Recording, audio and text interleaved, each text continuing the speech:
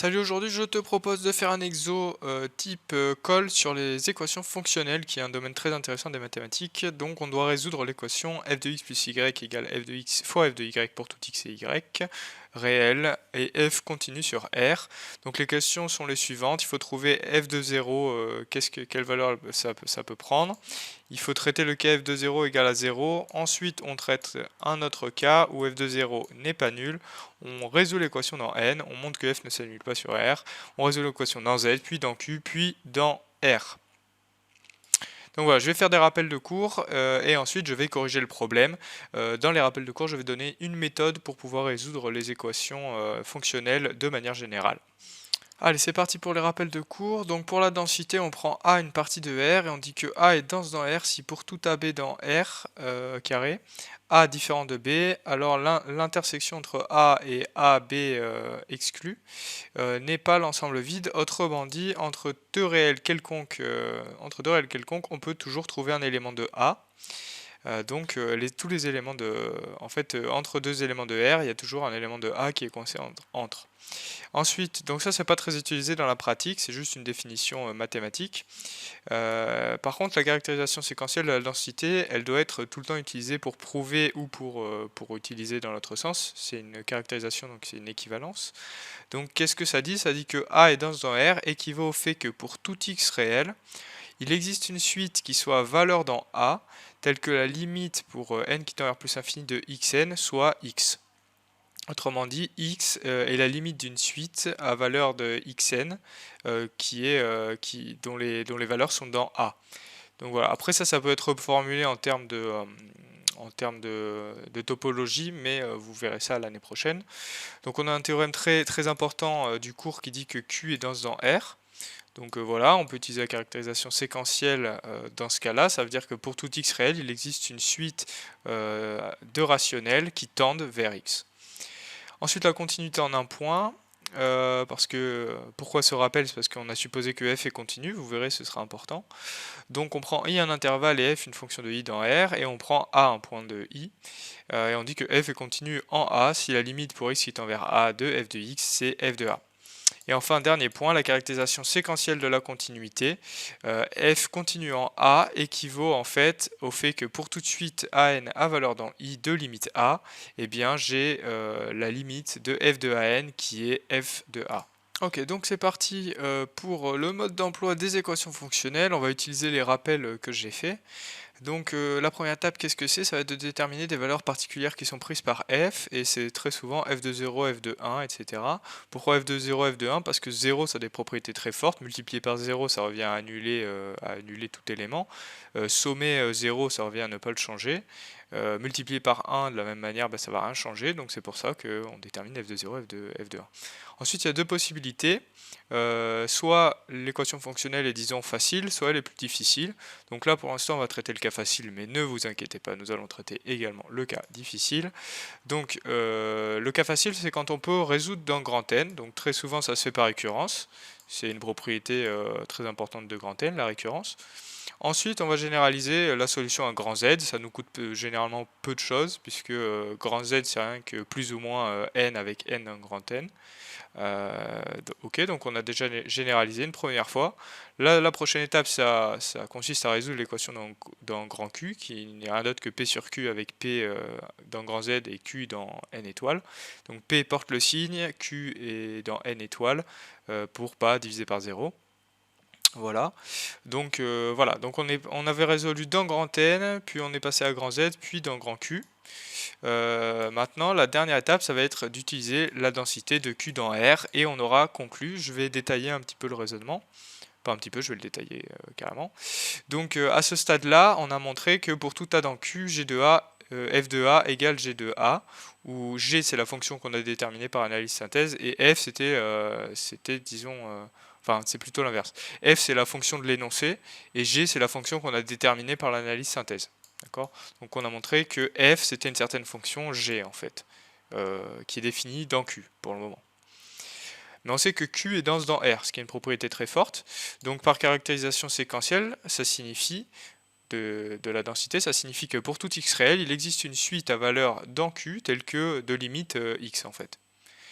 Donc on va fixer x dans R, et on va considérer xn la suite associée, c'est-à-dire la suite telle que la limite pour n qui tend vers plus infini de xn soit égale à x.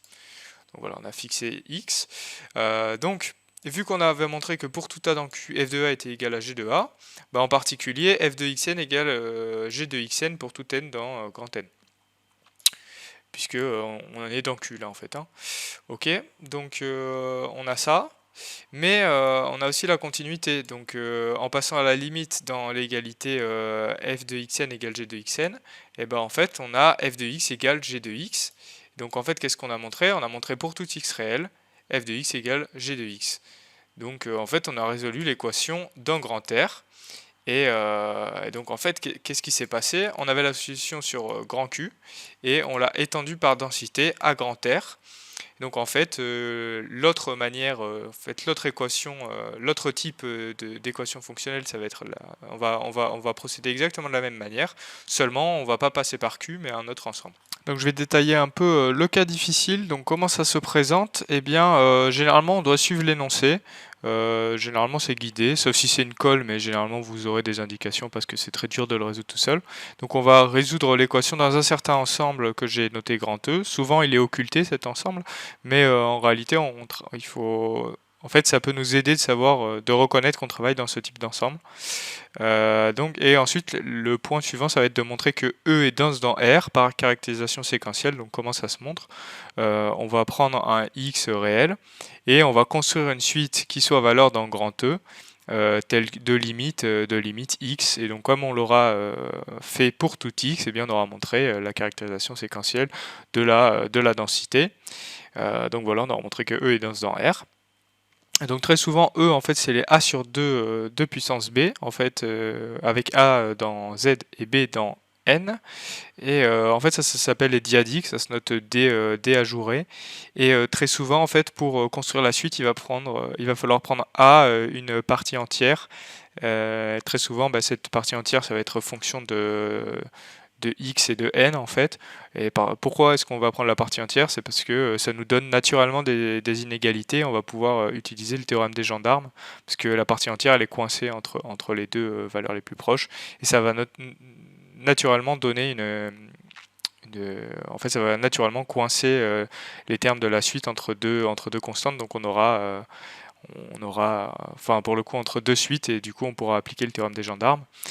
Et ensuite, de la même manière qu'on l'a fait pour Q et R, on va étendre le résultat sur R par densité, exactement de la même manière. Il suffit de remplacer ce que j'ai fait auparavant, à chaque fois qu'il y a grand Q qui apparaît, il suffit de le remplacer par grand E. On est parti pour la correction. Donc première question, trouver f de 0. Généralement, on va tester x égale y égale 0. Qu'est-ce que ça va donner? Ça va donner f de 0 plus 0 égale f de 0 fois f de 0. Autrement dit, f de 0 égale f de 0 carré. En factorisant par f de 0, ça va donner en fait que f de 0 égale à 0 ou f de 0 égale à 1. Et donc on aura résolu la première question. Maintenant, on suppose que f de 0 égale à 0 et on doit traiter le cas tout seul comme des grands, donc on n'est pas guidé. Comment est-ce qu'on va faire ça? On va remarquer que f de x, c'est rien de plus que f de x plus 0. Et on va utiliser, vu que f est censé être solution, l'hypothèse que f de x plus 0, c'est f de x fois f de 0. Donc voilà, c'est ce que j'écris. Voilà, ça c'est parce que f est solution, donc ça transforme la somme en produit, f de 0 par hypothèse, c'est rien d'autre que 0, et 0 fois n'importe quoi, ça fait 0. Donc on a montré que pour tout x réel, f de x égale à 0, et donc très facilement on a montré que f était la fonction identiquement nulle. Question 3, donc on suppose que f de 0 n'est pas 0, mais donc par la première question, on a vu que f de 0 égale 1. Donc voilà, du point de vue de la rédaction de l'énoncé, je voulais pas mettre f de 0 égale 1 parce que sinon ça spoilait les deux réponses de la question 1. Donc on suppose que f de 0 égale à 1, et on va montrer par récurrence la propriété f de n égale f de 1 puissance n. Donc ça c'est assez simple. En fait, je le montre par récurrence formelle, mais en réalité, vous pouvez invoquer une récurrence immédiate, seulement ça trivialise la question, quoi. Ça devient en deux lignes sinon. Donc, l'initialisation, pour n égale 0, on a bien f de 0 égale 1, avec la convention que a puissance 0 égale égale 1. H1 c'est trivial aussi, on a bien f de 1 égale f de 1, jusque là tout va bien. Par contre f de 2, bon, bah, c'est le premier élément qu'il faut commencer à montrer. Donc on a bien f de 2 égale f de 1 plus 1 égale f de 1 fois f de 1 égale f de 1 au carré. Donc H2 est vrai. Hérédité, on fixe un certain n supérieur ou égal à 2 tel que Hn est vrai, et on montre que alors H de n plus 1 est vrai. Donc f de n plus 1, c'est rien d'autre que f de n fois f de 1 par la propriété vérifiée par f. Et au final, on a, en fait, par hypothèse de récurrence, f de n égale f de 1 puissance n, fois le f de 1 qu'on avait à droite, donc ça fait f de 1 puissance n plus 1. Donc Hn plus 1 est vrai, donc on a montré par récurrence pour tout n appartenant à un grand n, f de n égale f de 1 puissance n. Là, j'indique pour des notations que f de 1, on le prendra égal à e. Moi, je prends égal à e parce que je sais là où on va aller, mais vous pouvez poser f de 1 égale lambda, f de 1 égale alpha, tout ce que vous voulez. Maintenant, on va montrer que f ne s'annule pas sur R. Donc en fait, ne pas s'annuler sur R, si on pense, si on contrapose, si on nie cette propriété, ça veut dire que f s'annule en un point. S'annuler pour une fonction, c'est très fort. Donc en fait, le raisonnement, disons, avec les mains que je viens de faire, ça nous indique qu'il va falloir raisonner par l'absurde. Donc supposons que f s'annule en un point x0. Donc il existe x0 dans R tel que f de x0 égale 0. Mais f de 0, c'est rien d'autre que f de x0 moins x de 0. F de x0 moins x0, ouais. Et au final, je vais scinder. Donc là, moi, je détaille. Ça fait f de x0 plus moins x0 pour bien retrouver le plus. Et donc, par propriété que en gros f transforme le plus en fois, ben on a f de x0 fois f de moins x0. Mais f de x0, par hypothèse, il est nul. Donc ça veut dire que f de 0 égale à 0. Mais dans notre cas, f de 0, il vaut 1. C'est donc absurde, et donc pour tout x réel, f de x n'est pas nul, ça veut dire que f ne s'annule pas sur R. Alors maintenant on va résoudre l'équation dans Z.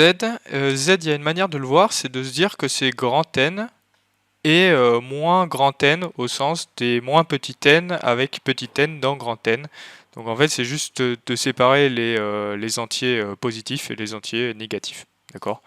Donc pourquoi faire ça? C'est pour pouvoir décomposer 0 en n-n. Comme je viens de le faire, f de 0 égale f de n-n. F de n-n, c'est f de n fois f de moins n, parce que f vérifie on suppose que f vérifie l'équation de la solution. Mais en fait, n est dans grand N, et on sait que f de n égale e puissance n. Donc voilà, et par ailleurs, on sait que f de 0 égale 1, et que f ne s'annule pas sur grand R. Donc en fait, f de moins n, ça va être rien d'autre que 1 sur e puissance n. Et 1 sur e puissance n, c'est e puissance moins n. Donc là, on a résolu l'équation avec les n négatifs. On l'avait aussi résolu avec les n positifs, en fait, puisqu'on l'a résolu dans grand N. Donc on a bien montré, pour tout n dans grand Z, f de n égale e puissance n. Bon, donc maintenant, on va résoudre l'équation sur Q. Donc ça c'est un peu abstrait, donc je vous invite à prendre le pli, je vais corriger et à comprendre et à essayer de le réappliquer sur d'autres exemples. Donc en fait il faut partir du fait que P sur Q c'est rien d'autre que 1 sur Q sommé P fois, très exactement. Et en particulier Q sur Q, bah, ça va faire 1 sur Q, Q fois. Okay. Donc on applique l'hypothèse en fait que f transforme plus en fois, ça va faire f de 1 sur q multiplié q fois, donc autrement dit f de 1 sur q puissance q, et f de q sur q c'est rien d'autre que f de 1 qui vaut e. Donc en fait on a montré que f de 1 sur q puissance q valait e, et donc voilà, donc c'est ce que je disais, et donc en appliquant la puissance 1 sur q, on a f de 1 sur q égale exponentielle de 1 sur q, égale e de 1 sur q, pardon, e puissance 1 sur q, mais on y viendra.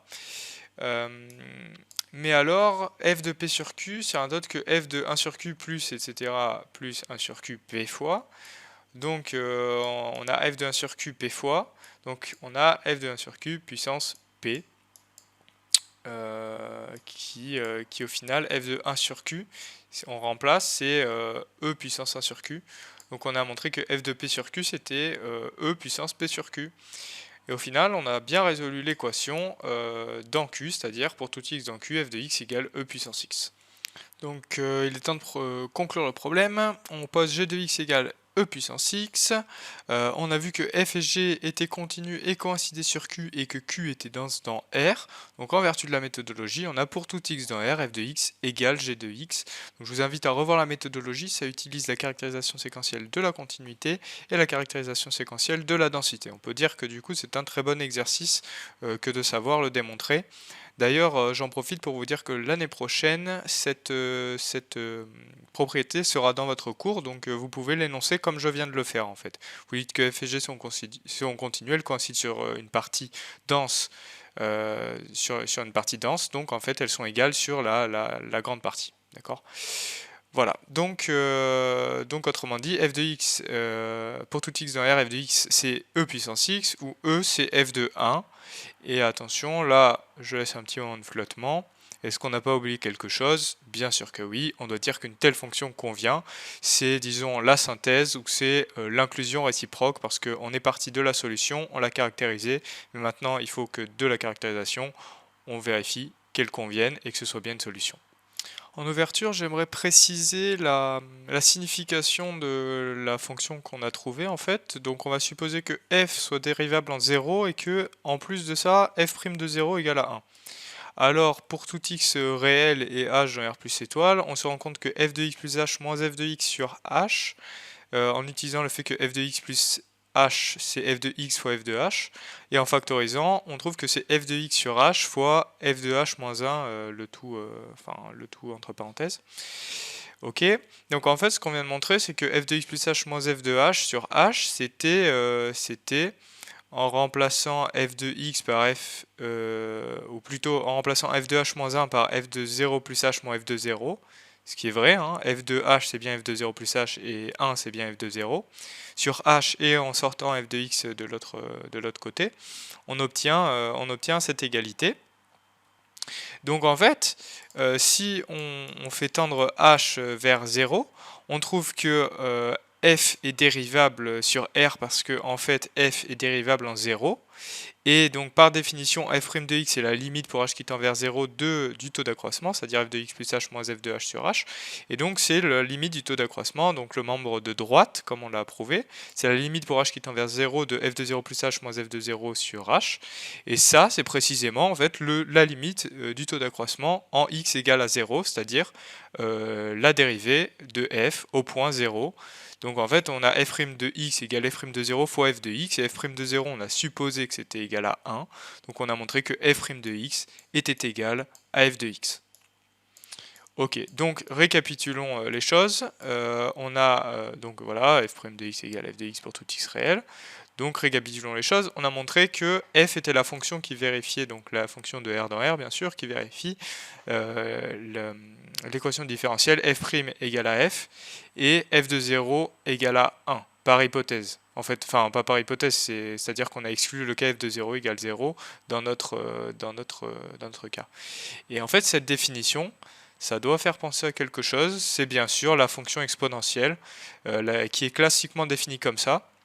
Donc en fait, on vient de redéfinir la fonction exponentielle d'une manière différente en démontrant que c'est la seule fonction qui vérifie f de x plus y égale f de x fois f de y, qui vérifie f de 0 égale à 1 et qui est dérivable en 0 et équivaut f' de 0 égale à 1. Et là, on retombe sur définition d'exponentielle. Donc en fait, on a défini l'exponentielle d'une manière tout à fait différente. F de x plus y égale f de x fois f de y. Du coup, f de 0 égale à 1. Qui est en fait une conséquence, c'est-à-dire f de 0 n'est pas égal à 0. Et dernier point, f est dérivable en 0 et sa dérivée vaut 1 en 0. Donc voilà, donc en fait on vient de montrer, disons de manière plus subtile, du point de vue de l'algèbre, que f était donc l'un des deux